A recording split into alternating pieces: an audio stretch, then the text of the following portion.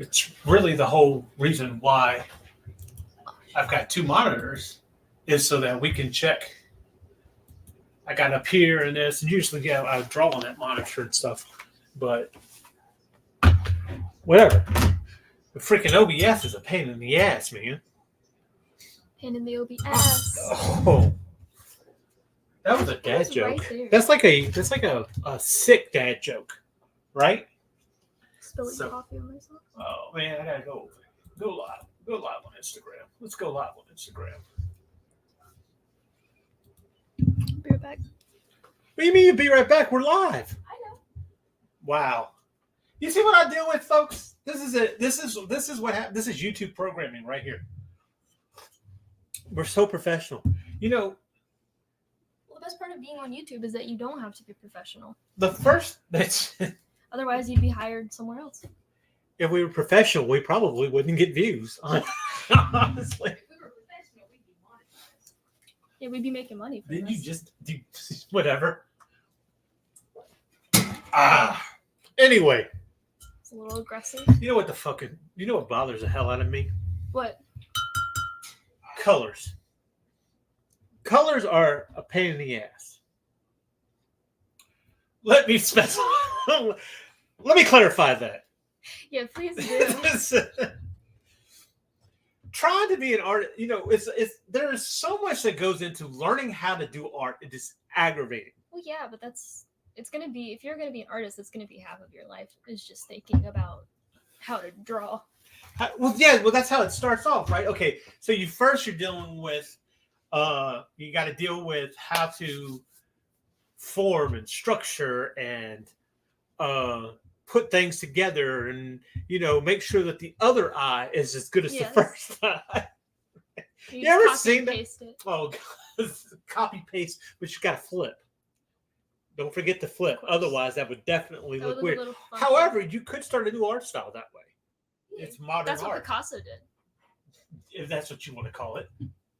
Art. Oh my god. No, that's seriously. Well, the whole thing about it is you've heard that saying as far like if you're around a bunch of artists, you've heard the saying from Picasso that he spent like 5 years becoming a master painter, but a lifetime learning how to paint as a child. Yeah, I do like that quote. Yeah, that is pretty much applicable to any artist or any art style, I think, except for maybe realism. But realism is boring. you think so? Yes. I don't know. I mean, that depends. I think if you can have an expression in realism, but that's so hard to do because real life is just kind of stiff sometimes. Like you could spend your whole life just drawing That's fruit like colors. as you see it. Colors. We're going back to this. Well, I don't know if you noticed this or not, but Of course. The whole We're going thing's to talk about about colors. the theme of the show. the theme of the show. Oh my gosh! Well, I am started. What are you talking about? I didn't see you on camera. We're not on camera. We're waiting for people to come in. This is how we do things. Okay. We start. What are you talking about? You do the same thing. You know what? Let us do this on a Monday or Friday and see how much we get chewed out for this shit. Are mommy and daddy gonna get divorced? Yes. Over this, maybe. I just wanted to talk about colors.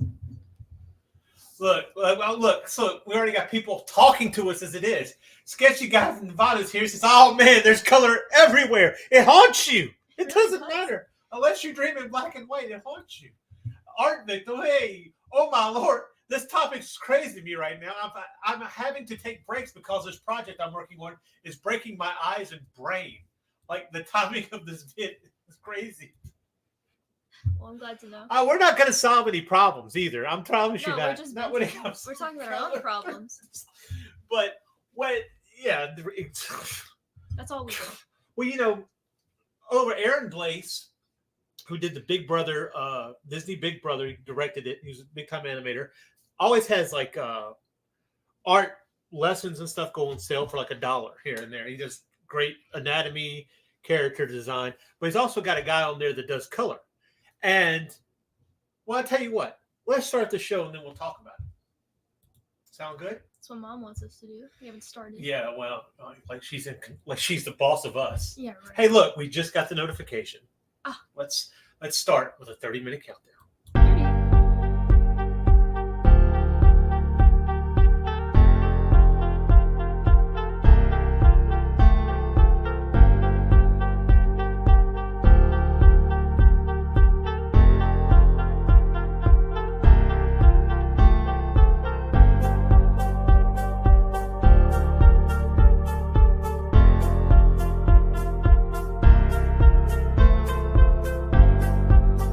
The views and opinions expressed within the video content found on the Indie Comics Network are those of the speakers and do not necessarily reflect the views or positions of the Indie Comics Network or its sponsors.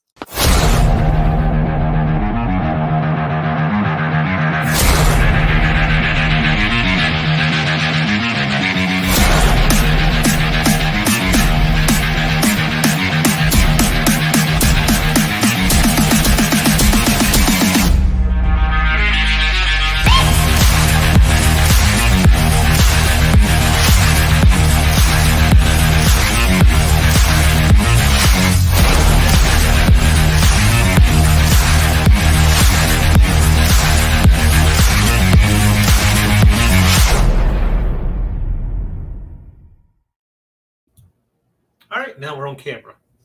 Cool. Can I get off now? Okay. Bye. You got Ryan Gosling right there next to you. Does that mean anything to you? At this point in time, you're at an age where that's not even anything, is it? What, That's the Ryan guy from the Barbie movie. Yeah, to me, right? He's old. But see, he's all red in there. You know what the thing about color is really what gets me is the idea that it's not exactly what you perceive, It's right? not, no. Like, most of the time, a color is just the colors that surround it. It can completely change the shade, the hue. And when you pick it directly, what looks orange would actually be, like, brown. I will see. You look at Frances Pugh right there. Florence. Whatever her name is. I love Florence. Yes, that person. Okay, it looks, like she's normal color, but I bet you if you really broke it down, it's like Normal not color? her. Yeah, well, I mean, Default. color.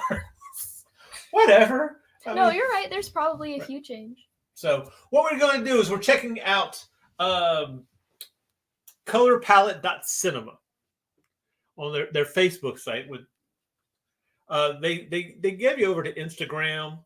So if you see Messenger pop up, that's probably why. If you feel insulted by whatever's in the Messenger, I don't apologize.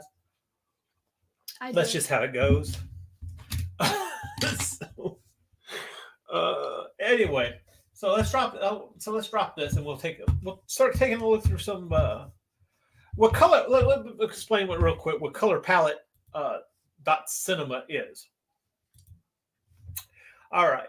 So colorpalette.cinema basically takes a scene from a movie that you see here. This is from The Life of Pi, and it adds to the it breaks down what colors are used in it. Right? You've seen this, right? Well, yeah, of course. And not just from this Facebook page either, but it's a common method. I don't use it. I know people who do, though. Hey, Mike, what's up? Hi, Mike. Well, maybe we should, though. I mean, so it'd consider probably be the thing. beneficial. But what was interesting about this is The Life of Pi, and the color scheme here. You have different types of color schemes, right? You have what? Harmonia, like analogus. Yeah. And what is it? Monochrome. Monochrome. There are other ones. Complementary. There's just a whole bunch of different types of ways that you handle color. And the thing about it is that you find out real quick. But the thing about color is not so much picking the color, but it's also the palette. Value. That's it. Right. And that's actually what we perceive. That's true. More than when it comes to something like, for instance, when you're looking at this boat right here, right? Let me see if I can move my pointer.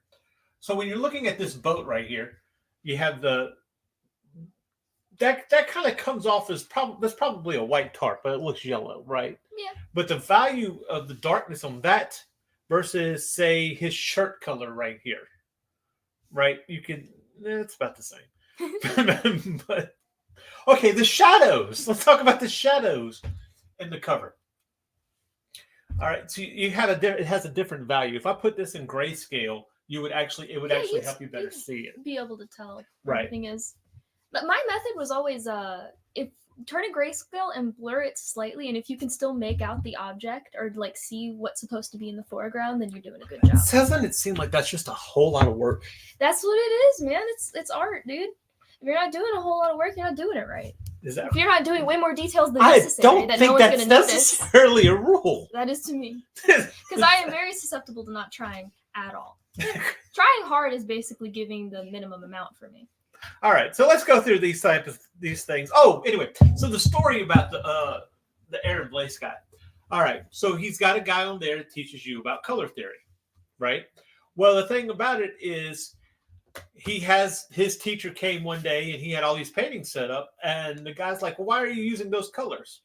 And the thing about it is that it's almost like going nose blind. You ever see those Febreze commercials? Yes. All right. And look, Sam, who is a colorist, says, "I agree with her." Yes, you should. I just made, hey, Yeah, you have to. That's. I'm not a good colorist, so I'm not a good colorist either. Well, a colorist I consider myself a good shader. a good shader. Yes, but when it comes to colors, my palettes are an absolute mess. I just kind of select whatever. See that's doesn't a work. whole like thing anyway. So anyway, his teacher came, looked at the paintings, and said, "Why are you using this color here?" He said, "Because that's the color I see, and that's what I'm using." He said, "When you're painting, are you backing away and stopping, paint a little bit, stop and look away from the canvas for looking back at it, or are you just constantly watching it?" Because if you're constantly watching it, your eyes adjust in a certain way. Yeah, It reminds, exactly. like I said, it reminds me of the Febreze commercials where, like, it's like, oh, what's that smell? And then you go nose blind or some Yeah, like like you can't that. smell the Right. bad anymore. So the palette kind of gets blended in there, and you don't really see the colors anymore. He was using like a lot of purple and things like that. So I think the guy's like, what the hell are you doing? So he said when he backed up away from doing that like taking like, I don't remember how many minutes he'd look at the thing and look away, or he'd paint something, look away and paint it, or whatever the case is, something like that, so that his eyes wouldn't get adjusted to it. Sam says, let me put it up here on the screen. Sam says she was talking about trying harding, which for her is giving the minimum. I always tell my wife, be different and willing to give it all, because there are a billion kids who do it better, faster, and cheaper than you. Yeah, this is true. You guys, you better, but it's also good to quantize your workflow.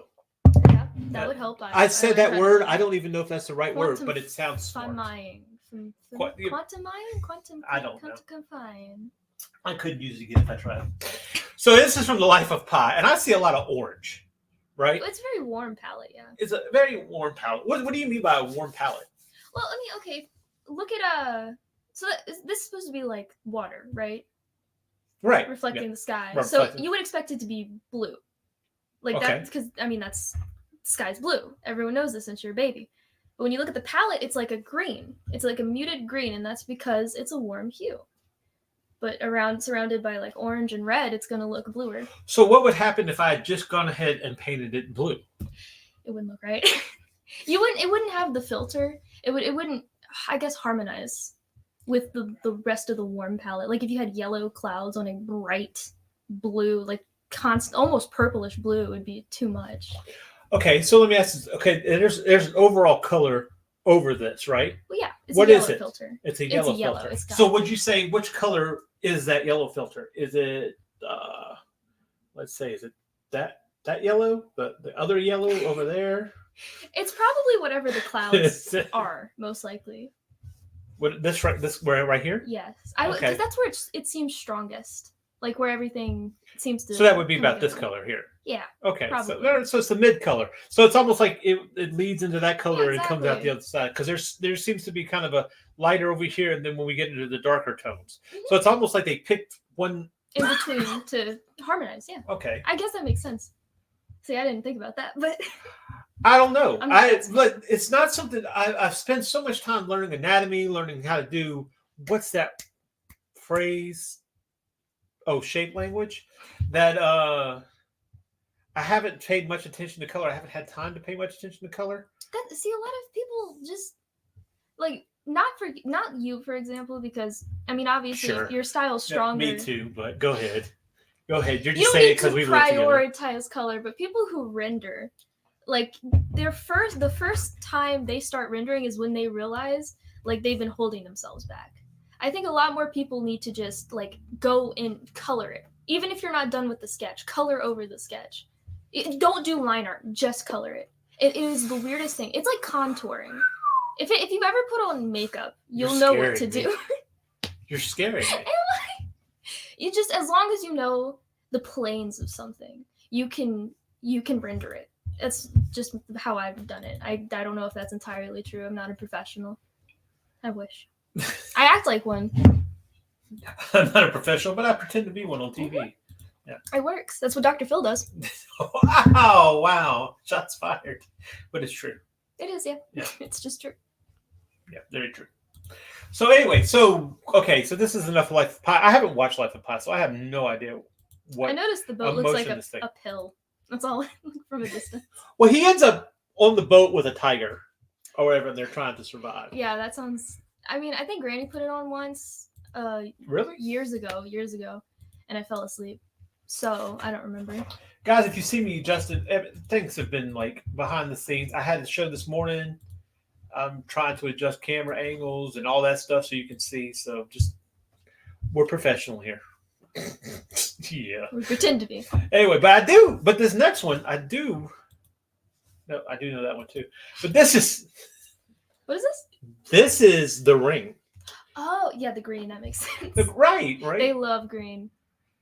And it's a very mossy feeling to it, Mhm. right? It's very like it's earthy, It's moist. but yet it feels, I don't know, dirty. Yeah, no, you can say that. Okay, but I mean, I would say that's brown, but it's kind of a Oh, darker. it's a dark green. Yeah. Yeah. All of this looks like it's a different value of green. It's a different value of green. Some have more blue. So than this others. is how we have the monochromatic. Well, yeah, I mean, Monochromatic. Yeah. yeah, monochromatic to an extent. I guess you would say that there's some blue in it There is variation. that breaks up that monochromatic. But okay, so the moss and everything that's on top of the house. What happened? Did somebody just mow the lawn and just throw Why is it? there moss on the top? It's like, what's the deal here? But okay, so everything's green, right? So let's say it's about this mid color. Probably. 1, 2, 3, 4, 5, 6, 7, 8, 9, 10. So it's about this color here. One of these two colors, right? All right. So here's the deal.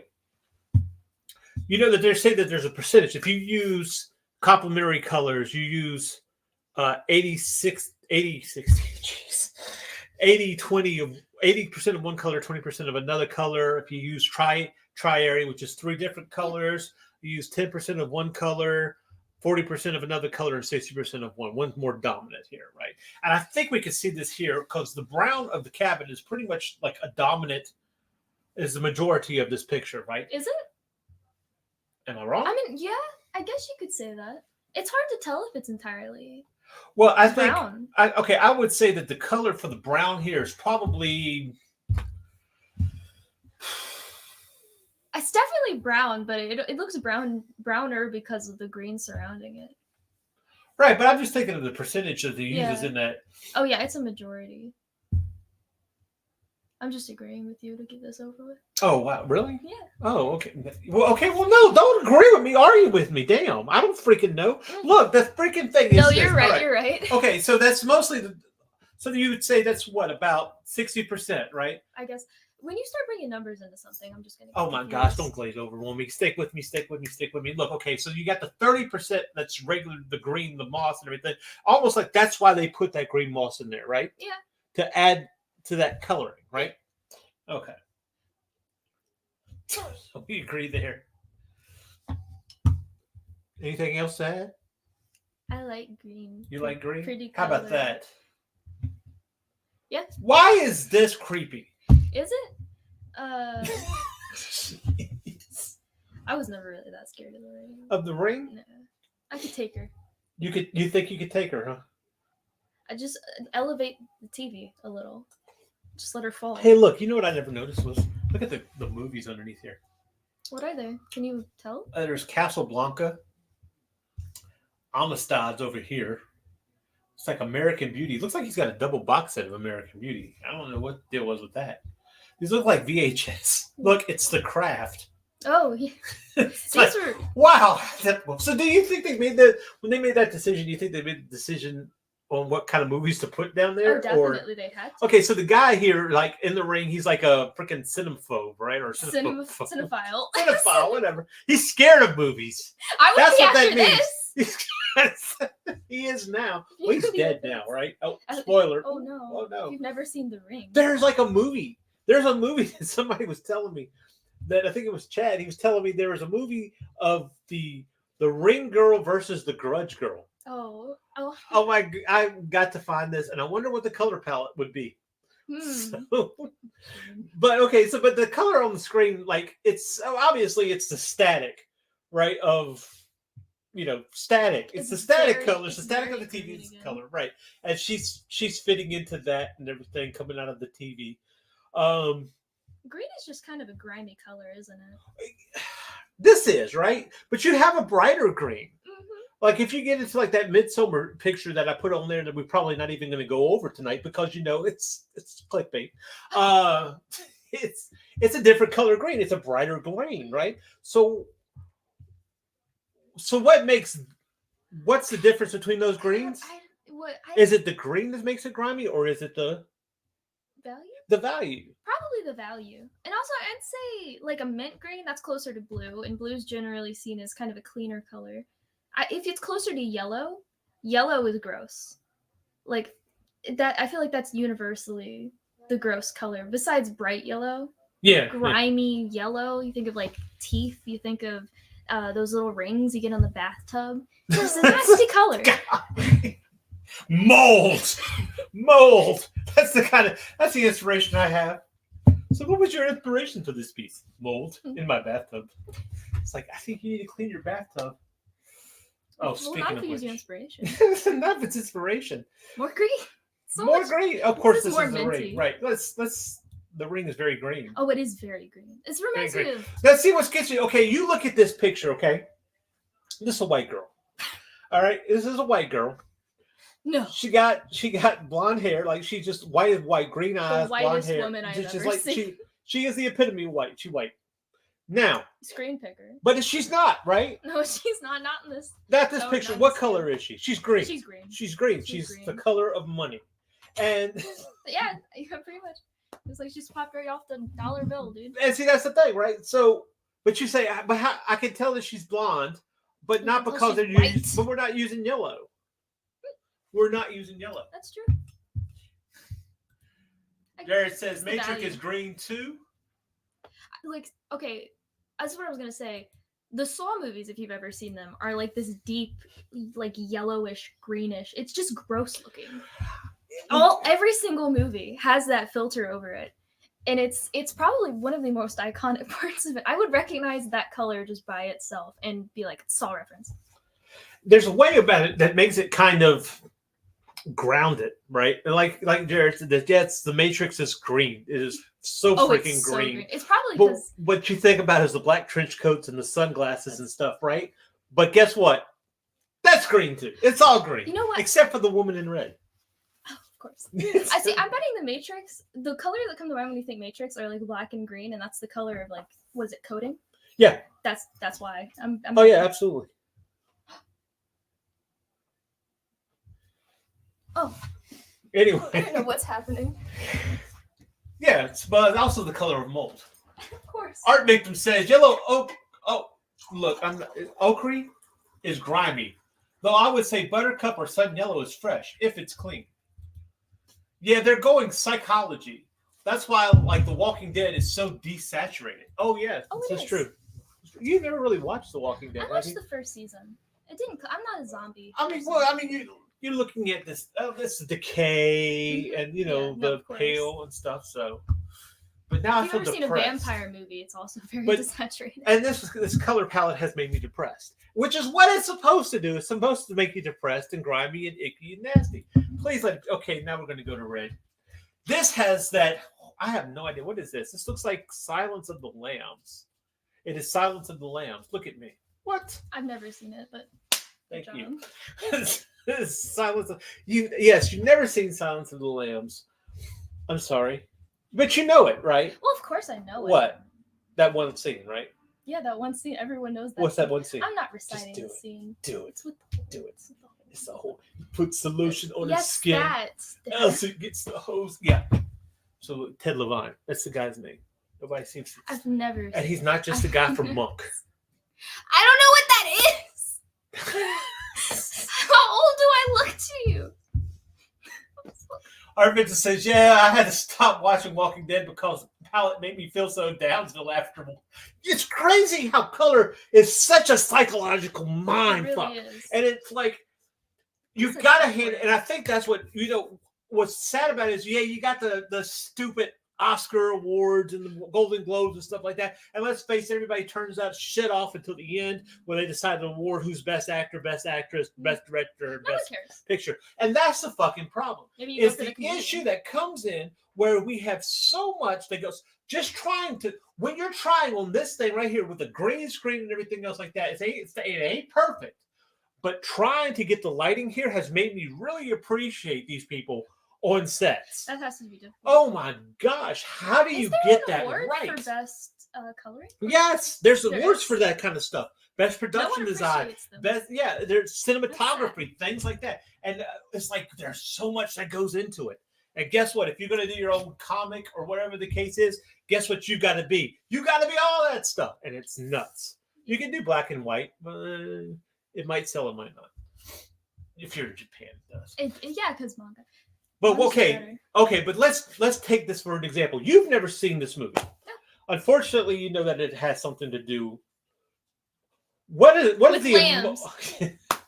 Yes, it has something to do Quiet with lambs. It has something to do with lambs. Suspiciously silent lambs. You know how right you are. What does this mood give you here? Well, okay. It's very aggressive, but clearly her face, her expression, it's not anger.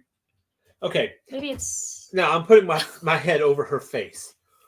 The colors down there. What emotions are you getting? Oh my gosh! Now I gotta wipe my screen off. like she got dirty little hands. Yes, Dirty dirty boy. dirty fat hands. Go ahead, fatty hands.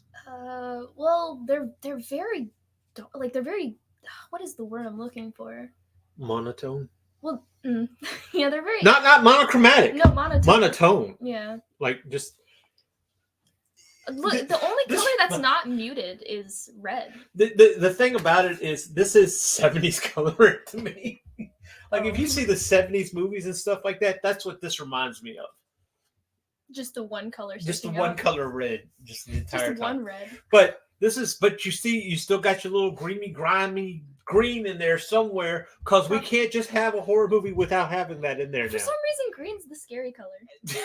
It is. But red's usually, obviously there you have your psychology. You got your red is passion, it's fire, It's it's anger. flame. It can be. Piss. Isn't it funny That's what I that think. red is probably what the hardest color to use, from what I understand. Oh, it is for me too. I think that's a I common thing rarely use it. because you can. What's crazy about colors is that using one color can make another color pop. Exactly. Or it could bury it. So you got to be really careful with how you use colors, which is what drives you fucking nuts. And that's the thing about it, right? right. Okay. Red is so deep, and there's so much the value of red as it is so dark. And no matter what value you're using, red as a color to me is just always one of the darkest, maybe next to blue. It's so hard to use. And I kind of wonder if our impressions of these colors are because of life experiences and what we've seen, or are these colors just ingrained in our nature that's what we have? We got caveman brains Yeah, you could call it that. that tell us red angry. Red angry Red, color. angry We're color. bulls. It's like, okay, they say mathematics is a universal language. They say music is a universal language. Is color a universal I language? think so. You think so? I think so. Yeah. Well, what about? I've never showed you that. There's Close Encounters of the Third Synopsis. Kind. Might as well skip to the most movie and you can see the end of it. I'm sure that's probably going to bring some controversy. Oh, better. Oh, look! Really? I thought we had different colors on this thing. So this is from Arrival. This is another Jodie Foster movie. Is this Arrival? I think this is Arrival. Yes. What? Well, look at you. Who's the cinephile now? Yeah. Cinephobe.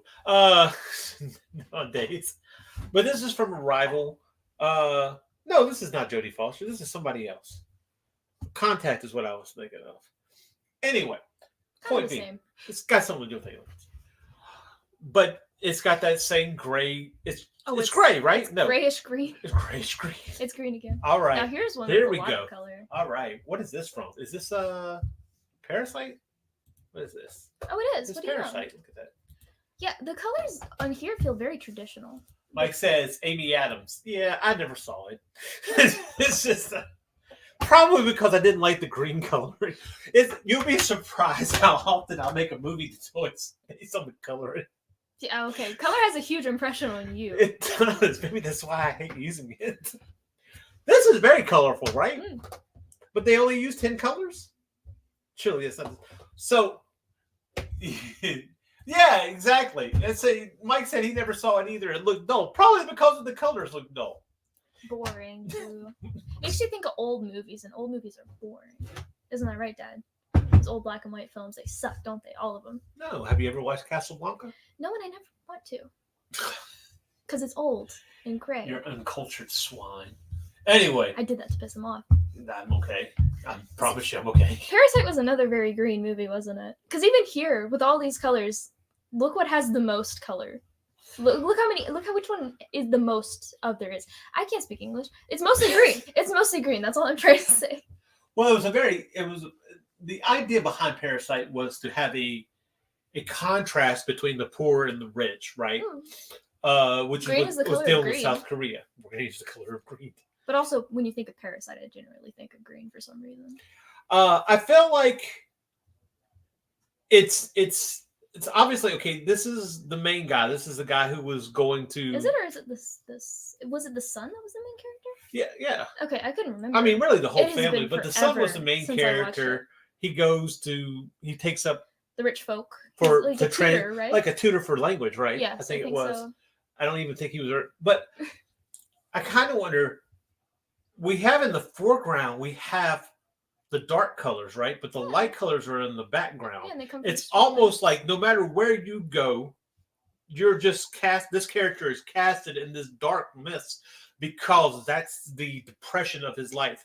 Look, Aw. he's even next to something that is colorful. Look how colorful that is. Yeah, But he's still. but in the dark. almost, it's almost like He's in all the green. darkness is in his. Yeah, exactly. All the He's a darkness is silhouette in here. right. Well, all the darkness is in his vicinity, right? Mhm. Because even when you move out of that, right here, you get a little bit of the color of what this is. Right here, I couldn't tell you what this. That's- If you cut this in half right here, Mhm. this looks depressing. Mhm. This looks like, oh, you want to go towards the light like a fucking moth in a flame, right? But this is just this depressing. But yet, it's almost like when we get out of his aura, when we get out of his situation, we're moving into now where there's color and brightness Yeah. and everything. But that's okay because something's going to happen. That light's going to go out because he's a depressing individual. It's going to be colorless. Destroying this character. Well, I'm not destroying him, but that's what the character was. No, It was but a that's depressing how it was, situation yeah. for him, right? And that's what this color is We're kind of totally reflecting. roasting. That's what the cinema. I think that's what what gets me is the film did. complicatedness of the buildings and stuff here and the wires. That's it's really good set design. Everything's. I think that Yeah. was just on the street. Well, they had to set it up. Oh, this guy. All right.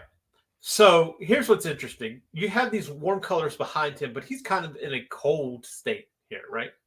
Is this still a warm green?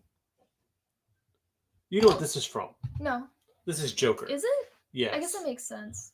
Yes, I understand why you'd want to forget. Don't say that. What if someone liked it? There are people that There was one person in this universe. this. Yeah, no, green definitely makes sense for Joker, and there is a lot of it. There's cold greens. It shades into blue even. Oh shit. But it's against the background of like a very colorful scene here, right? He is very monotone. I mean, I guess Monochromatic. what we take from that is when we have a character that's just right. The background, I think of Zom 100, and in the anime, it's the zombie apocalypse, but you're not dealing with blood and green and stuff like that. It's just bright colors and everything else like that. Because his depiction of a zombie apocalypse was, I don't have to go to work tomorrow. Oh, it's It's all over. It's freedom. Society has pretty much fallen. I can now do what I need to do. So, Yeah, that's a great example. right? Yeah, and so it's about your depiction of it. Yeah, he's smiling, but let's face it, he looks like an uncle. Let's face it, He really does. he's not happy. No. He's mad, like crazy mad. Now I love this. Where's this from? Okay, for just a second, take a look at this image. Mm-hmm. Who do you think directed this movie? I don't know. You don't think you could see who directed that? I'm not really great with directors. Okay, because he's not associated with this. However, this is why I think it's sad for him, because he does actually have a good color palette. People need to go back and look at some of the stuff that he's done, because he's not all just dark and creepy. Who is this? This is Tim Burton. Really? What Yes. is this? This is Big Fish. Oh. Have you seen Big Fish? Years ago. I don't remember it. Big Fish is probably one of his best movies, and it didn't have his No, it wasn't that signature God, what is element that and stuff. That's why I kind of feel like Tim Burton's depressed, that he's kind of stuck, and that's what he seems. Dark, whimsical. Right. But this is a very pastel thing. Okay, so let's set this up here. Ewan McGregor has just stumbled upon the town of, I can't remember, it was Heaven. This is where you see a young Miley Cyrus. Like Hannah Montana. way before Hannah Montana. Way before. She's a little She girl. must have been really young. Later on he comes back and it's Helena Bonham Carter. We know that's not going to be the case anymore. But let's say, right? All right. Steve Buscemi's in this. And Ewan McGregor, that's who's in the car. I can't remember the name of the city, of the town. But it's kind of like a fantasy town. It's in the middle of the woods. He just kind of walks through the woods and they're in this town. Okay. Right? And it's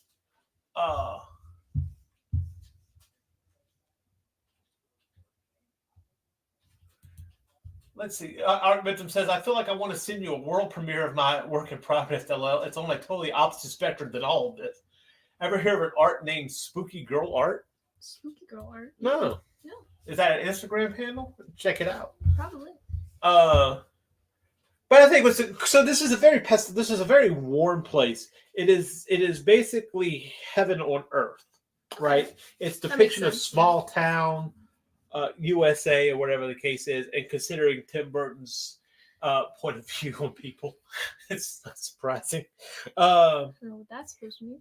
But I think what's interesting is that you have this reddish car that's in the middle of the asphalt, right? Mm-hmm. But the asphalt itself is not black. That's what we would think of. It's a purple, right? Yeah. So it stands out that it draws our eyes to this. While no, I was gonna point out like all that surrounds him, and including the asphalt, including the car, it's like pink, it's purple, but the green, it's like directing our eyes. Look how it kind of like it frames the surroundings. It really makes the purple pop. You got the trees and the grass. It actually does. It moves you in and then out, yeah, right? Exactly. Like kind of like a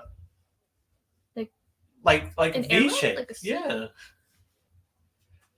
See, I'm not a huge fan of his because of what he's gotten into, but there are some times that this shines through that there is certain things there that I wish he wouldn't have gotten pigeonholed. Huh? I think actually mentioning this, I don't remember Big Fish. I haven't seen it in a long time.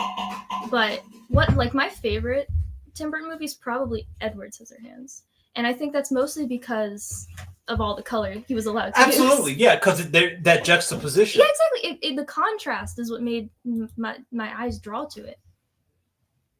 Otherwise, it's just boring and dull, and there's not a lot going on. Speaking of boring and dull, I don't know what this is. True Grit. Look at that. Hey, What? have you seen this? But I know. Well, it's Rooster Cogburn, and it was a remake of an old John Wayne movie.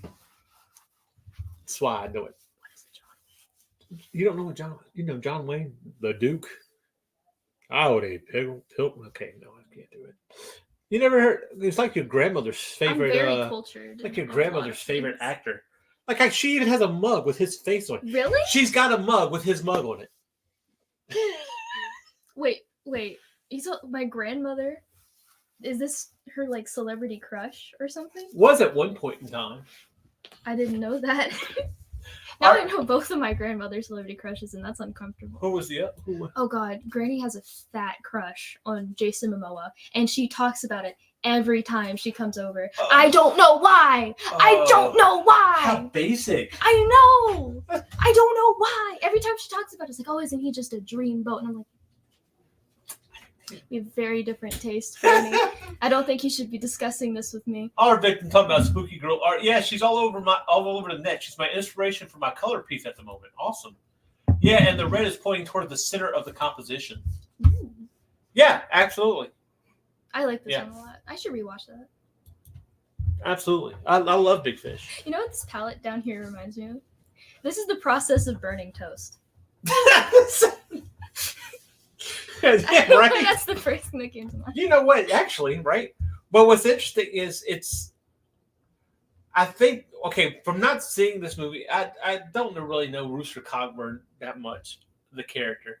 But he was several movies, including a movie called Rooster Cogburn. I think it was True Regret was the first, blah, blah, blah. Anyway, point being. Heard any of this?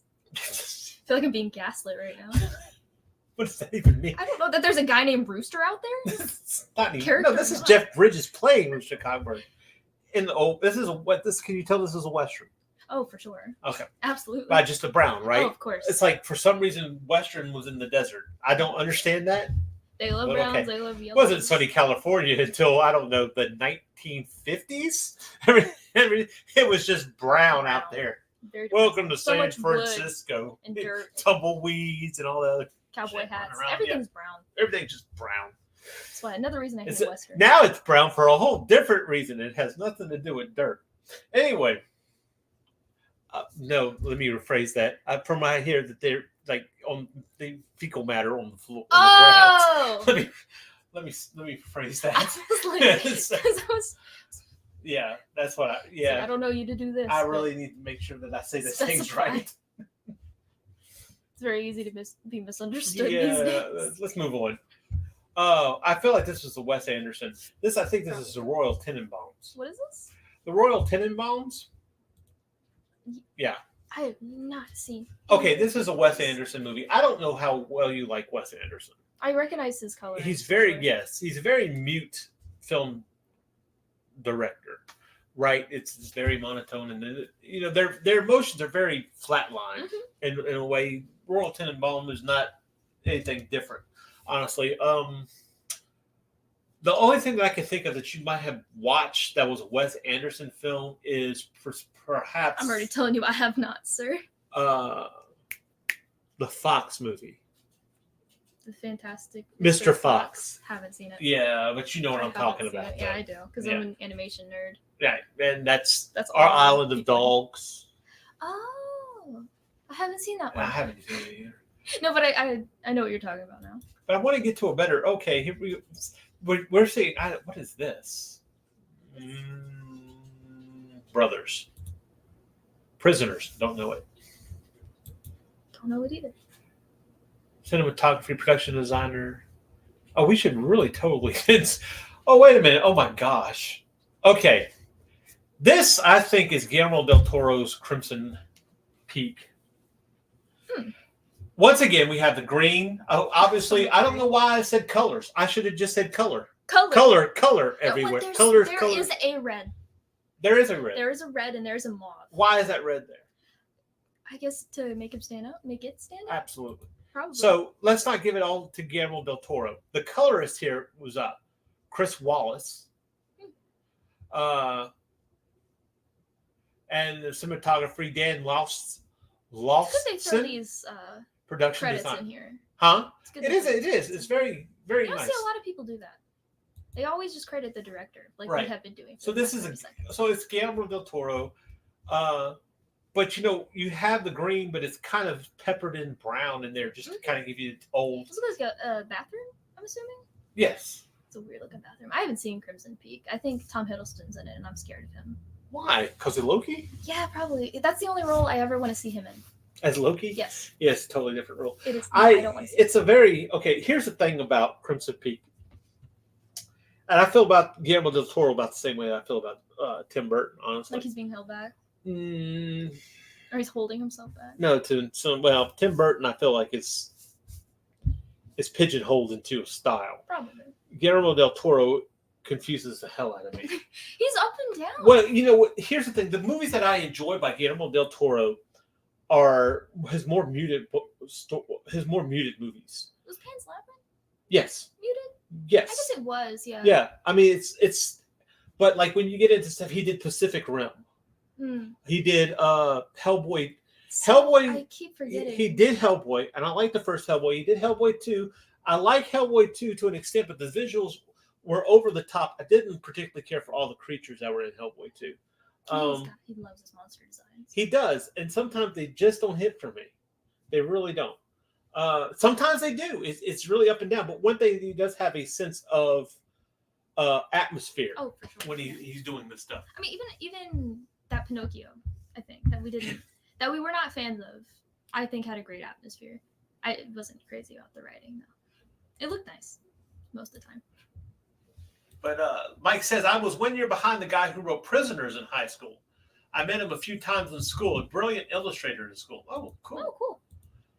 I don't know the movie, though. I'm not familiar with it. Tim Burton is pigeonholed into making remakes now. Or sequels. Oh, my gosh, we didn't need another Why Beetlejuice. another Beetlejuice? Why? Or What was Wednesday. the need? Or Wednesday. Yeah, he's not near about doing as imaginative He's stuff as he in used it to. for the money. It makes me sad. Someone who's deemed as like a great artist Yeah. doing it for cash. Okay, so here we have Us. Oh, Us. See, that was a pretty beautiful film. I like the marketing for it a lot. The posters and the costume design was pretty good too. I think it's iconic, but I wouldn't say that I liked it. Am I allowed to say? No, I didn't like it. A lot of people. Like I said, Jordan Peele's next movie is going to be called Plot Holes. That way, A lot of people freaking adore Jordan Peele, and I like him for his concepts. Like if he's coming up with these ideas, he's a genius. He just needs to learn what to do beyond the cool concept or the synopsis. Like they always get me at the first half, and then it just tumbles. falls apart It- because you don't follow through. I don't know. That's So, what it is. the cinematography here is Mike Giolakis. Production design by Ruth De Jong. Set decoration Florencia Martin. Costume design Kim Barrett. And colorist Michael Hatzer and Chris So Jensen. many names. Yes, To go and in I just think one now film. think about this. Now let's take the director says, "Hey, I want a feeling here that's dark It's definitely and sad, or whatever the case is." Okay, so now the cinematographer has to find the right place to set up the camera. What's going to be the right shot, the right composition. Production design's got to make sure that whatever's in the background and everything else. But guess what? The colorist decides the colors, and these guys have to figure out around that, right? They got to figure out the right type of lighting. They got to figure out the right type of filters. They got to do all this stuff, right? And at the end of the day, this has actually a pretty decent amount of colors in it. I will hand it to them that there's green here, but there's a warm life to it, which I think highlights that it's a dismal part in her life at this point in time, because I think her parents were fighting or something like that. Or This was at the this is at the carnival? beginning. Yeah. Okay. Yeah, this is at the Right beginning. before she goes into the Right. little funhouse thing. Right. So, but you still have that warmness that kind of hints at her curiosity, Yeah, for sure. right? There's more blue in it, but there are hints like from the lighting. She's in the blue. The curiosity's kind of like a light bulb going off, Yeah, right? exactly. You'd like a moth drawn to a flame. Right. This is Sandra By the way, Bullock. my sweater started Gravity? unraveling Yeah, the second Gravity. we started streaming, so I've just been playing with the string. It's the luck I have. This is, you know what the thing about space movies and desert movies too. tend to have that. I mean, that there's such a muted tone because I think that it's always this idea of loneliness and isolation. Oh my god, wait, you just made me realize something. I think I get this from you. I don't like westerns and I don't like a lot of space movies. And I'm starting to realize maybe it's because they're all so muted. They're claustrophobic. Yeah, like I don't like alien movies either. And a lot of them are very muted. They're very claustrophobic. Well, because they're going to use cold colors, right? Well, yeah. They're going to use cold Space. colors because it's space. It's And the most vast, empty, lonely. Do you know what the tagline for Alien was when it came out? What was it? In space? Oh, no one can hear you scream. No one can hear you. See, I didn't even know that was a tagline. You didn't know it was Alien? Ascended Yeah, alien. it's absolutely. And I'll never watch it because it's an alien. But movie. but even that tagline says that that's just that cold and isolation that's there, Yeah, right? it's scary. It is. It's very scary, and I think And so is not Western. having those colors, it makes you depressed. And that's the thing about going into a movie like that is, and it's the same reason I didn't watch Arrival, is because I don't really want to go into a movie and spend an hour. And these movies usually last 2.5 hours. Just come out feeling desolate. Yeah, Empty. I don't want to spend 2 hours in that atmosphere and Yeah. that feeling, right? Even with a horror movie that you'll have isolated colors sometimes, but then there's a bright passion red or Yeah. that deep green or whatever the case It's is. a that we fill stronger that out. feeling. Right, absolutely. Which I think is funny that we've actually experienced more of the haunted genre on these colors than we have in anything else. It's almost like horror lends itself to an array of emotions that colors can convey. Yeah, that's the way of putting it. A lot of people want to connect horror to just being like black and red, Yes. but I think there's so many things you could do. The Fifth Element had a lot of colors, absolutely, because it transcends just being a space movie. See, I forget it's a space movie. That's how Exactly. And so is like Guardians. But I'm going Guardians to of tell the you Galaxy. why, and I think the thing about the Fifth Element, and Danny DeVito made me realize this. Danny DeVito. Well, Danny The DeVito Lorax? recently talked about how he would revise his role as the Penguin Oh. if Tim Burton was directing it because they had a lot of fun. And he said one word that I did not think about, but I think actually applies to the Fifth Element as well, not just because of the one scene. Operatic. Operatic. It's over the top, boisterous. Like when you're thinking of opera. Oh, it's definitely unrealistic. Yeah, right. It's over, but it's unrealistic in the sense of production design, colors, and maybe It's even fun. acting. It's fun. But in its emotion and its convenience of life, it's almost like it transcends. This is why I like Nicolas Cage. No, I said this to somebody They else. call it Look at me like I was overacting. We fucking call nuts. it operatic. Well, yeah, 'cause there you go. He's not overacting. He's operatic. But when he acts in a movie, he acts to proportion of what that movie is. And in that sense, that's why you have home dude Abed Oh, what's his name?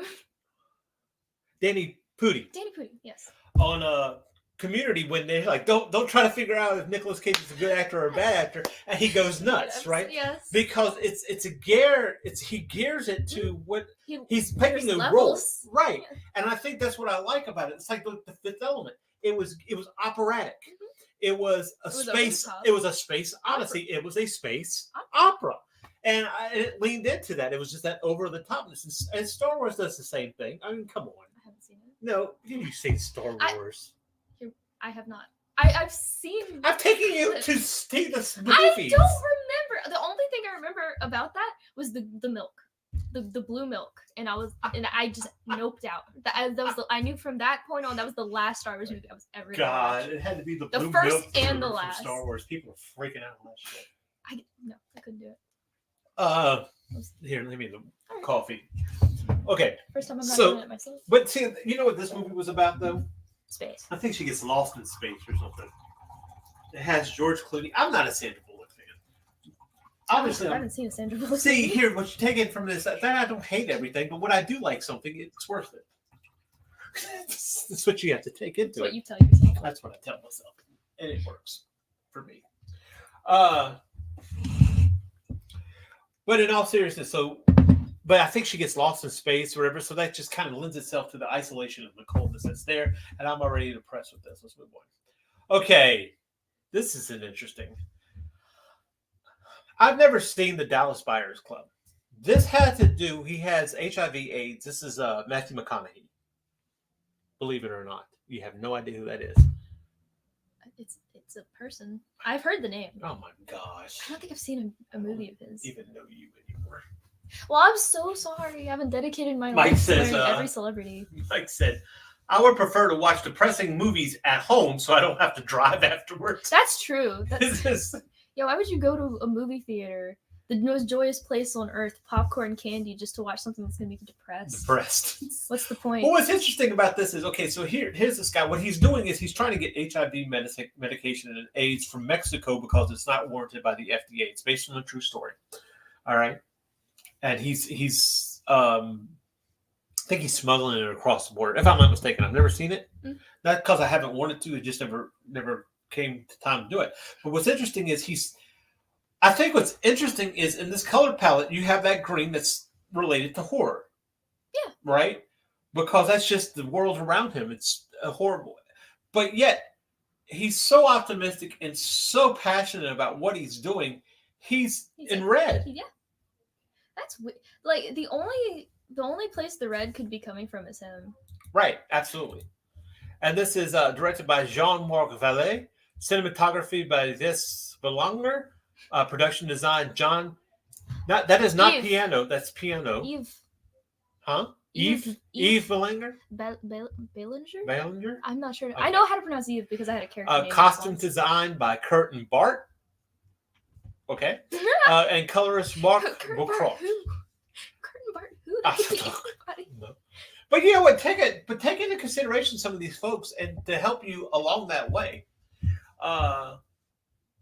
Mike says, this stream has been great. You have helped me with getting the pencils done with the second page of my comic book. That's good because I'm surprised. At least you're not falling asleep. So you would go and watch us outside of your home, we're hoping, instead of being depressed on the way home. That's Tom Cruise. We'll move on. Okay, I think this is Sleepy Hollow.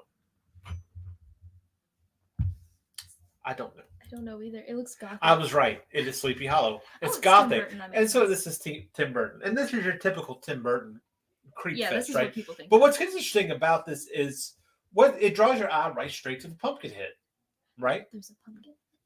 Oh, yes, it does. Yeah. Once you notice. Why?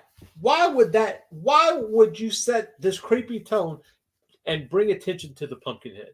Well, it's the only thing with color here, clearly. Absolutely. Yeah. But why? Why did he make that the color? Is it important? It's Sleepy Hollow. And pumpkins are hollow. Okay. I figured No, it out. because he created Nightmare Before Christmas. Oh, no, not really. He's That's a narcissist. That's not it. That's not it at all. No, it's Sleepy Hollow. Sleepy Hollow is about the Headless Horseman. I didn't know that. Yes, and the I've Headless never seen Horseman, this movie. what does he have to replace his head? Oh, it was a pumpkin? It was a pumpkin. Oh my I'm learning things. God. Look, I'm Totally. sorry you're old. Irving Washington wrote You're probably Sleepy around Hollow when that story about was birthed. Ichabod Crane, who was this goofy teacher that went to Sleepy Hollow. He wasn't well liked. He was made fun of, although one of the women liked him. One night he was riding home. Wait, don't fall asleep. I'm listening. This is fucking Sleepy Hollow. He's haunted by the Headless Horseman. And it says that was it. That basically it came after his head and he disappeared after that.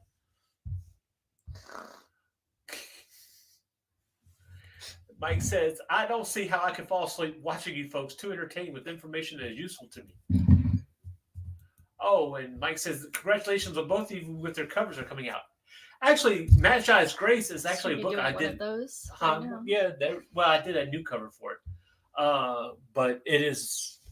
I did do the interiors for that. Oh.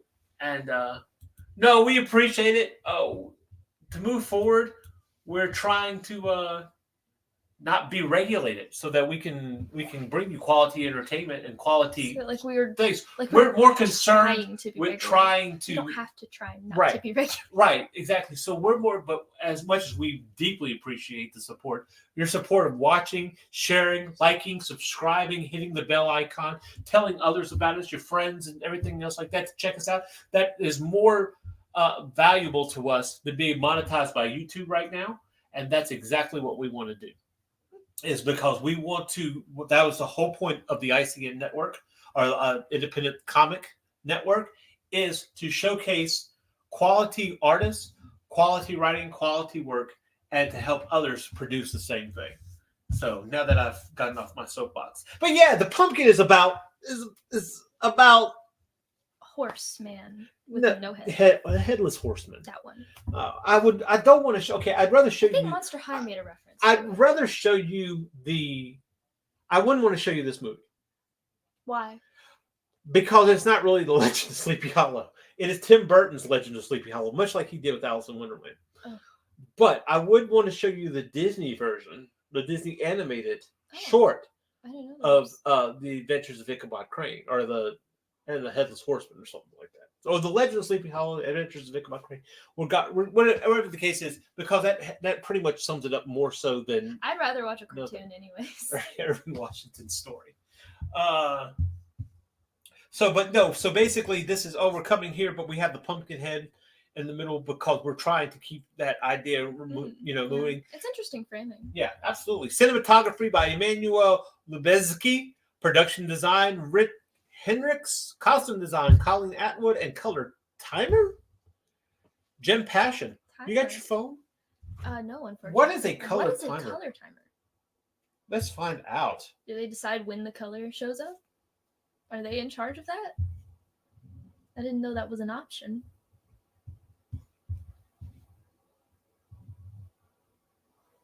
Okay. We're Googling stuff. What is color timer? Color timing is an analog laboratory process for manipulating color and photochemical film workflows. This process changes the amounts of red, green, and blue light used to create a film positive or print from a film negative. I learned something new today. Oh, okay. That's a thing. I thought it was just somebody's like, okay, add this color now. Yeah, it's like they're just out there composing colors with crowns. Like they're wizards. They've got like the 64. They've got the 64 box of crowns, and they're like, all right, it is time for blue. It's time for red. You know, that kind of thing, right? Why do I come on here? This is from Fury. Furry. Fury. We're moving on. All right. I killed it. The Virgin Suicides. Oh my gosh. All right. So the Virgin Suicides was with Kristen Dunst. You know who that is? MJ, right? Yeah. God. Unfortunately, that's what I know her for. Yes. The I don't worst think I know her from anything fucking else. girlfriend in cinema history. They just Mary didn't do Jane. it right. They didn't. They do it didn't. right. No, not at all. Unfortunately, no offense to Kristen Dunst. That's not. No, that her wasn't fault. her. That was Sam Raimi's fault. Okay, but so the Virgin Suicides, basically, there are some boys in the neighborhood. There was a house full of girls, and like they were always closed in. They were always, whatever the case is, and basically the boys snuck into the house, and they were meeting with the girls, and eventually something happened, and the girls killed themselves because they were so deprived or something. It's been a long time since I've seen this movie. It was a very muted movie, but these colors at this point in time were kind of something that were consistently used, and you'll see that as the time goes by. And what year was this? Oh shit! Was it the 2000s? This came out. I'm going to say this came out in '99. Yeah, Ooh, 99. okay, that makes sense. Yeah, they definitely loved using these colors Yes. in particular. You see it all over. But this is by Sofia Coppola, who is Francis Ford Coppola's daughter. You have no idea who that is. I don't know what a Coppola is. Coppola. Okay, I'll tell you exactly what a Coppola is. His real name is Nicholas Coppola. Nicolas Cage. His real name is Nicholas Coppola. His uncle is Francis Ford Coppola. Francis Ford Coppola is a director who directed The Godfather. You've heard of The Godfather. I've heard of it. Okay. And that Dracula. I don't know if you've seen that Dracula with Keanu Reeves and Gary Oldman. Like I crossed oceans of time and No. to find. Okay, well, maybe one day I'll show it to you. God, Keanu Reeves and Gary Oldman. I'm surprised I haven't seen it. Gary Oldman played Dracula. Did he really? Yeah. God, he can Winona do anything. Ryder. He can do anything. I swear to God. That's how Winona Ryder sits there and talks about how she's married to Keanu Reeves. Because Francis Ford Coppola, like, okay, I don't know how familiar you are with the story of Dracula. Dracula, you had Jonathan Harker. He Right. goes out, and then he has a fiance, Nina. Nina looks like Dracula's old fiance from when he was alive, I guess. And so he's got a fascination with Jonathan Harker's fiance. The book is written in like letters and stuff like that. Letters. Yeah. In a book? Oh, you mean like physical? It's like a no sleep story. See, what the fuck is wrong with you, Z? I swear. It's like, I don't know why do I do this? I try to teach you. Mike says, oh, Dracula was great. It aged really well. I have to find it. It is a long movie. Anthony Hopkins is in it. Yeah. Anyway. Dracula 3000 is a disaster piece. I mean, a masterpiece. He says masterpiece. Disaster. Are you disagreeing? No. Was it Dracula 3000 or am I thinking Dracula 2000? Because there was one like with Dracula. Oh my gosh, you never watched Hackers? No, was that the one with Angelina Jolie? Yes. No, I haven't seen Okay, it was her ex-husband, and some people, and some people. I can't remember who else. They filmed it in New Orleans. Oh, did Yeah, because like there was a chick that was like, okay, there was a lady. You're getting so upset. I said I'm canceled tonight, buddy. I'm gonna get canceled for stuff I do say. I'm gonna get canceled for stuff I don't mean. Like San Francisco. No, but like Johnny Lee Miller, he was in Hackers. But they were filming down there, and the woman that was in it at the time, Jennifer Esposito, she was kind of a big thing, right? So the guy I worked with, him and his brother went down there to try to get a glimpse of Jennifer Esposito, right? Because I mean, you're only 45 minutes an hour away to New Orleans from here, and so he goes down there, and his brother's not even freaking interested in seeing Jennifer. Oh, there's Jennifer Esposito. Oh my gosh, it's the guy from Hackers. It's the guy from Hackers. Which I don't blame him. Okay, look, see this right here. Now Chad is giving he's giving me two reasons why I will never watch Dracula 3000. One is Coolio. The other is Coolio was in it with Casper Van Diem, which is why I won't watch Sleepy Hollow because Casper Van Diem was in that too. To me, Casper Van Diem is the epitome of just bad acting. I can't show you what he's been in. He was in like the Sharktopus. Not Sharknado. It was like he's not even good enough to be in the bad Sharknado movie. I think I've seen the Sharktopus, where like he owned the boat. He was kind of a drunk. Definitely seen like Sharktopus. He looks like a Chad that aged. I think I have seen that. Okay, for some reason. That's Casper Van Diem. I for some reason have seen that film. Yeah, Starship Troopers. I was not a fan of Starship Troopers at all, but I will say this much: as far as Starship Troopers is concerned, that's the one with the big bugs. Has Neil Patrick Harris in it. I tell you what. I don't know this one. Why I don't think that I like Starship Troopers, and I'll have to give it another try. I will do that. Is because I didn't get it at the time. In its way, it's kind of like a satire of patriotism. Over patriotism. It's got Neil Patrick Harris, who you know is Barney, but at the time everybody knew, hey, it's Doogie Howser. Casper Van Diem, Denise Richards, you don't know her, Jake Busey. Have you seen The Frighteners? Have I shown you The Frighteners yet? No. With Michael J. Fox? God, that sounds. I think he wanted to show it to me. Okay, we're gonna find that. I might have even watched a documentary on that without having seen it because It's got Chi McBride, Pushing Daisies. Oh, okay. The guy that was using the pie maker. Yeah, right. Ned the Pie Maker. That was another one. Yes. That's what he was from. Chad's got it. Sharktopus versus Wall Wolf. See, he's not even good enough to be in a Sharknado. What does that tell you? What does that tell you about Casper Van Diem? Anyway, we're not talking about colors anymore. Oh, we're not. No. All right, so we have Harry Potter. I don't like the color scheme on this one. I really don't. This is Harry Potter and the Prisoner of Azkaban. This is when it started to get dark. It was directed by Alfonso Cuarón. The only thing I could say about this movie is I don't mind the darkness of it, but I feel like it could have been. It has shades of what it could have been had Terry Gilliam directed the Harry Potter series. That's all I'm going to say. I wish that would have happened, but he probably would have ran out of money and completely bankrupt the whole franchise. Anyway, cinematography was by Michael Cera. Stuart Craig did the production design, set decoration Stephanie McMillan, costume design Janie Timon, and colorist Peter Doyle, Peter Hunt, Mel Kanglion, and Patrick C. Miller.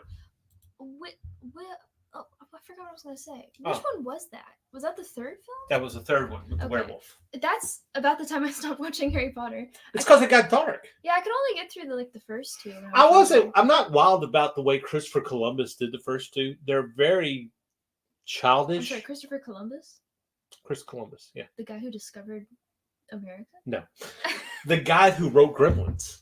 Oh yeah. So, Sorry, he just shares the name with one of the most famous people of all time. yeah, well, So, I mean, that's unfortunate for Columbus, Chris, whatever. Chris is very basic. It's a very basic name. I think every white guy in my vicinity is. I did not. Okay, The Aviator, which is another Martin Scorsese film that is actually good. It's every once in a while, usually if Martin Scorsese puts Leonardo DiCaprio in it, it's pretty decent, except for Shutter Island. Oh my gosh, Chad. What the? He is also in the well-known movie Avengers Grimm. I know this movie. I've seen it. Oh, golly. We watched that with Meredith. Oh, damn. That brings back memories. You remember that, Nita? Yes. Oh, my gosh. Dude. Basically, Avengers Grimm was like all the Grimm fairy tales, but they made an Avengers-type team. Is that a spoof? No, that's just a bad B movie. I think I've seen that before. Oh my gosh! Yes. Was it one of those purposely bad movies? Was it a shark? I movie? don't know if it was necessarily purposely bad. I think they did what they did, but no, it wasn't like Sharknado in that sense. It was just what it was. Mm. But yes. It's free on YouTube. That's all I know. I bet it is. They probably need to pay people to watch that. So I think this is interesting. The Aviator, which takes place, it was an asylum film. Yeah. Which asylum is pretty known for bad movies. Definitely should buy. So I kind of like the muted colors here. This, this is about not Hugh Hefner. Oh golly, the Spruce Goose. What is the name of this guy? Oh man. Anyway, so this was a guy. He was kind of a eccentric character, and he was like peeing in jars, like held himself up. It's a little bit past Howard Hughes. eccentric, I would say. Huh? Well, yeah, he was Howard Hughes. He was an eccentric billionaire, blah, blah, blah. He tried to make a Howard Hughes. Yes, thank you, Mike. Could have been sooner. Oh, and Chad decides to kind of give us a little bit more on the Avengers. Cinderella, Sleeping Beauty, Snow White, Rapunzel, fight Rumpelstiltskin. And I think Casper Van Diem is Rumpelstiltskin, isn't he? Which is even worse. Mike said, I never saw that, but the premise could have been silly and fun if done well. Yeah. And Mike told it, Howard Hughes. Absolutely. Howard Hughes. It was like, yeah, it was a wooden plane. He was trying to make a wooden plane, or whatever the case is. He was an eccentric millionaire at the time.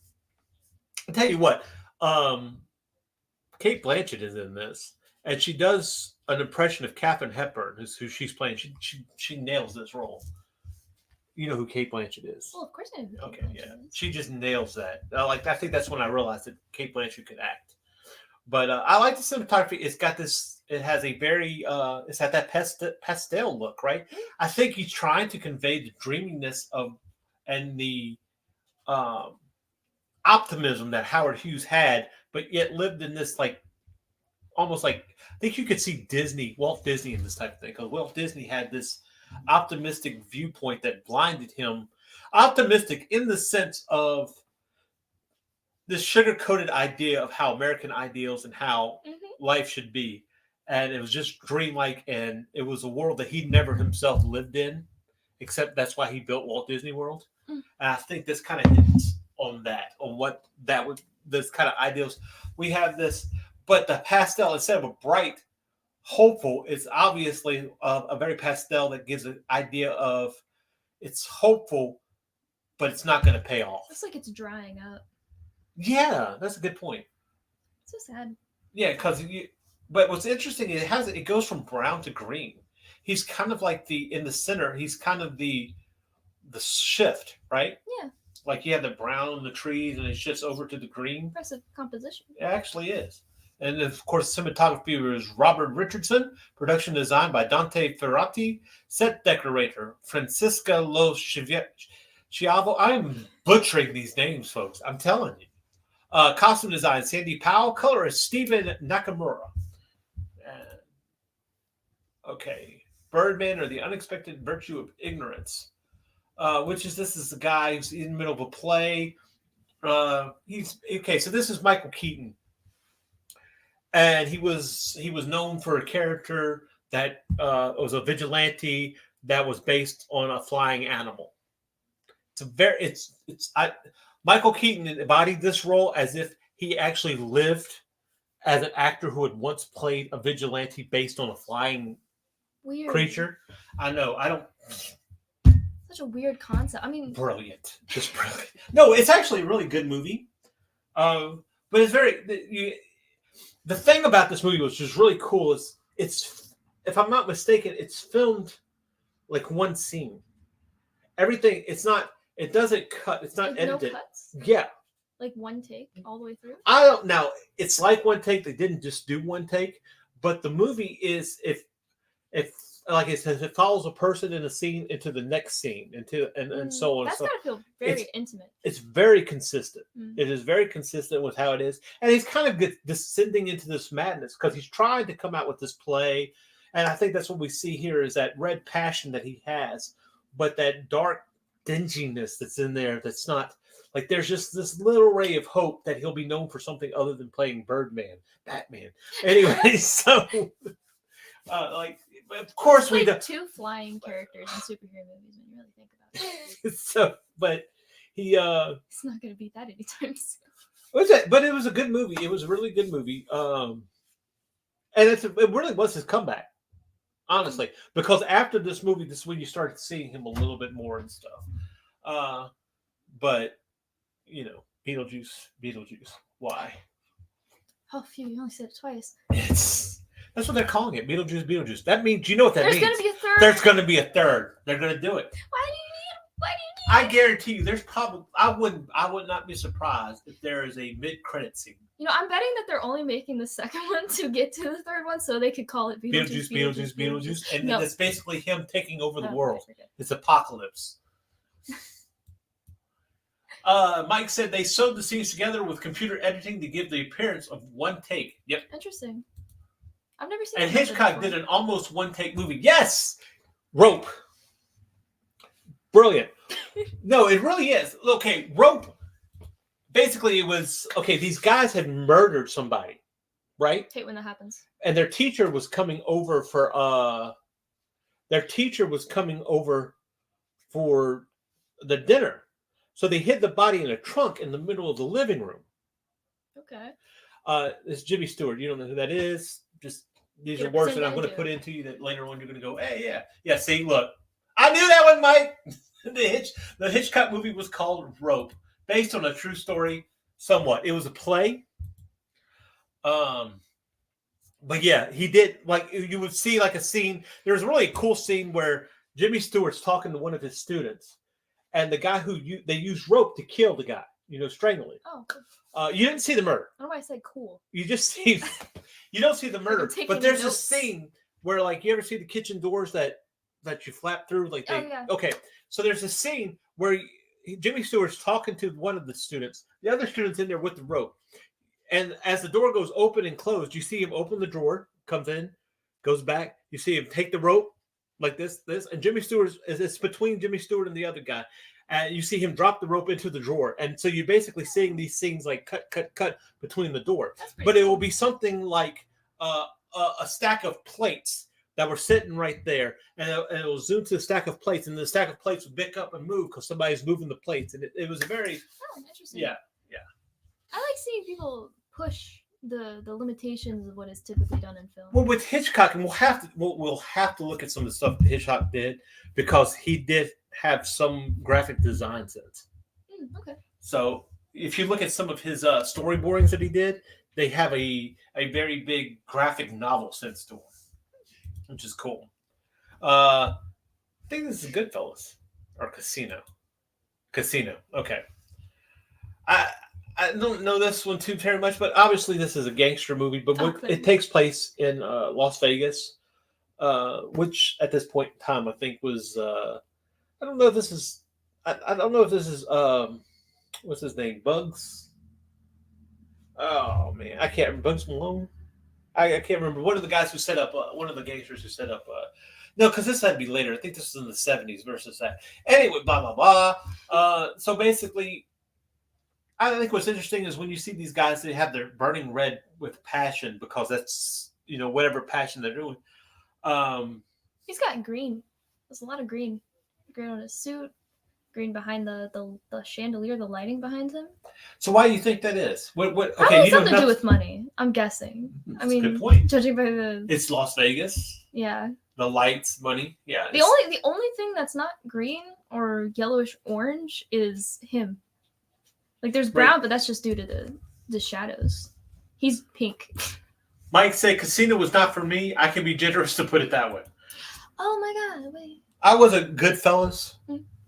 Some people would like to say this is kind of a sequel to Goodfellas. It's not. But if you want a sequel to Goodfellas, My Blue Heaven. But which is true. But so it's a gangster movie. It's got Robert De Niro. It's got Joe Pesci in it, who was also in Goodfellas. You haven't watched Goodfellas yet? What the flying hell? I thought we haven't showed her Goodfellas yet?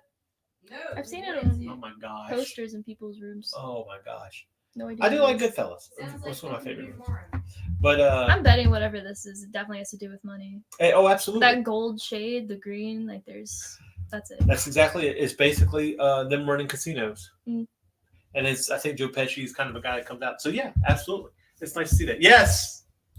My Blue Heaven with Rick Moranis and Steve Martin, which was written by the wife of the person who penned the book for Wise Guy, which was I think was penned or he did the screenplay. But she heard the story about the main guy from Goodfellas. Basically, at the end of Goodfellas, what happens to him is kind of touched on. Goodfellas is a drama. Mm. My Blue Heaven is a comedy about a I heard that mob from boss Rick who's in Moranis. witness protection, Okay. or a mafia guy who's in witness protection. And Mike says, "All my memories you were tapping into tonight." Yeah, I flipped that. I learned that a long time ago. What is interesting about My Blue Heaven is you had Rick Moranis and Steve Martin. Steve Martin was actually going to play Rick Moranis' part, and they were going to get Arnold Schwarzenegger to play Steve Martin's part. Go figure. I can't figure that one out. Save my life. What a switch up. I'm lucky I still have memories since I turned 49 a couple of weeks ago. Hey, look, you're not too far ahead of me. And I don't have many memories left as it is. So Dementia. this doesn't even tell us what it is. View posts. Oh, it doesn't say anything. No. Oh, there we go. In the Heart of the Sea, directed by Ron Howard. Is that Chris Hemsworth? I don't know. Maybe. It might be. It's very yellow. Oh, it is, yeah. But it's green. It's like lime. Crazy. I think this might be the same thing. Yeah, it looks like it. It's all the same thing. Yeah. pirate See, this movie? makes me seasick, just like those colors were. So, I don't think so. I'm not positive. I can't be sure exactly what this was about. Pirates. In the Heart of the Probably. Sea, I wish it was about pirates. Then I'd Was. watch it. Shut up. I know what you're going to say. He loves Pirates of the Caribbean. Pirates of the Caribbean? He's a big fan. That's what you think, huh? Have you ever even seen Pirates of the Caribbean? Not a single one. No. Wow. Okay, so here's another Wes Anderson. It's very pink. But I wonder if we're just supposed to pay attention to the guy in blue. I guarantee you, I've never seen the Grand Budapest Hotel. But I guarantee you that chances was, or was this about the movie or was this about the story that Moby Dick was inspired by? I couldn't tell you. I have no idea. So much peach. It's peach, huh? Yeah. You say that was peach? I was going to say that was pink. It is pink. It's. I guess when I make that connection, it's peach. I guess peach would be more orange for most people. Is that the guy from What, Hereditary? Who is this? I don't know who that is. He's got eyebrows. He does. Yeah. Yes. A lot of people I know. She have has eyebrows too, but not as much. not the eyebrows that he has. No. Okay. I recognize the eyebrows. But I guarantee you that he's probably the main character, the protagonist in Yeah. this, right? Because he stands out. he stands out. But they're kind of this is Claire Danes, I think. I think she's I think I know who she is. I can't remember the name of her right now. Maybe not. No, I'm thinking of another movie. Never mind. I have no idea. I'm noticing that It's another movie. a lot of the films we looked at that weren't monochrome are using, when they do use more colors, there's always most of a cooler or warm and then a splash of whatever is on the opposite side of the spectrum. Like here, it's all pink, it's all red, and then a splash of turquoise. So basically, it's Mike says, I guarantee you that the framing in the Grand Budapest Hotel is centered often. Huh. Well, that makes sense. But that's Wes Anderson, because that's kind of how he does things. It's always kind of front and center. I think it's kind of stale in my opinion. But the colorist here is Jill Bogdanowitz. Costume design. I'm just going to color. Let's do one more, and then I think we're going to call it a night. Name. Okay, let's do another one. Okay, another one. There's Okay, a little another one. fire. That's it. All right, I don't know what this is from. The Queen's Gambit. Okay, I haven't seen this. This is a TV show, but it's a very interesting. Oh, I'm gonna say this okay. takes place during the 70s, 60s, Probably, 60s. I'm yeah. thinking 60s, maybe late 50s, maybe. But Everything I'm is thinking 60s. it would be monochrome if it wasn't for that splash of mint in the very, very far background. The fact that you call it a splash of mint is amazing. Well, I'm sorry, I'm trying to sound all fancy. And somebody said the colorist is their nephew. Oh wow, cool. What a brag. Colorist Stephen Bodner. Well, I think he did a fantastic job. If I just look at some of these, They really like that. look at that. Yeah, they seem to keep a consistent color palette. This is a series. This is about Yeah, I know. yeah. I've seen it before on Netflix. This is obviously a passionate scene, right? Yeah, probably. Whatever's doesn't happening here. Doesn't look, empty or angry or anything. No. But it's almost like, okay, this is kind of a depressing world at first. And then we start seeing the splash of pink. I'm curious That's in pretty watching cool. this thing. So who knows? Maybe check out the series. But I've got a lot to watch after this because I only knew maybe 3 things that we looked at. Mike says all these muted colors are like post-apocalyptic. But I've seen post-apocalyptic movies with a lot more colors. It's all about juxtaposition. Juxtaposition. You like that word. I love that word. You do. It's one of my favorites. With that. All right. So, of course, we didn't get to any of these movies that shit up here. The color palette and up here. We should have looked at Midsommar. Midsommar has some great palettes, especially for a horror film that's so vibrant. Well, you know what the good thing about this kind of stuff is? We can only slightly touch on some of this, right? So we'll have to do another color one eventually. So, but Jaden, tell them where to find you and what work you got coming out and everything. Let me think about it. Okay, you can find me on Facebook under Jaden Lanning. I've got some stuff in the works with Ego Raven, Daphne Lage. I've done some stuff for Snowpaw with Rob Moltari. I can never say his last name the first try. That's pretty much it. I'm on Facebook. Where are you, Dad? Besides in front of me. As always, you can check me out at landingart.com. That's LANNING art.com. Got the coming Mage's Magi's Grace coming out again. My struggle is Kickstarter. spreading. Yeah. Coming out again, which I did do a new cover for it, plus the interiors, and I'm starting to work on the second one. that's, I think, going to drop sometimes next week. So keep an eye out. You can get notified right now over on Kickstarter. Also, we've started up Sketchy Saturday again at 10 a.m. Eastern on Saturdays. And then next week, we'll probably go through some compositions. Take a look at different types of compositions and see what we can do. Not my strongest suit. But also keep an eye out. I have another book coming out from Hazard Productions this year, and Dr. Flaw Comics. I'm working on something I'm finishing up soon. So much more than me. I'm actually avoiding work right now being here. Right now, right, and then some other things coming in the works, plus some bullshit coming up. More random rambling bullshit. So check that out. Art Victim says, I'm going to stick with Cyberpunk Edge Runner's high neon city vibe, LL, high contrast and coloring. I do like that. It's kind of reminds me, it's like Blade Runner. Yeah. That's a nice one. Yeah, right. So until next week. I'm going to go throw away this sweater. Let's do that. Until next week. Stay tuned for all your Indie Comics Network needs. Right here on IndieComicsNetwork.com. Got plenty of shows coming up. In the morning is Sunday Funnies with Randy Zimmerman. Monday, of course, starts off again with the vlogs. Check it out. And until next week. Bye-bye. Bye. Can I say? Oh, there it is. You have been watching Art Style Kamikaze. If you have experienced headaches, bleeding, or a pleasurable euphoria, please consult a physician. Unless you like that kind of thing.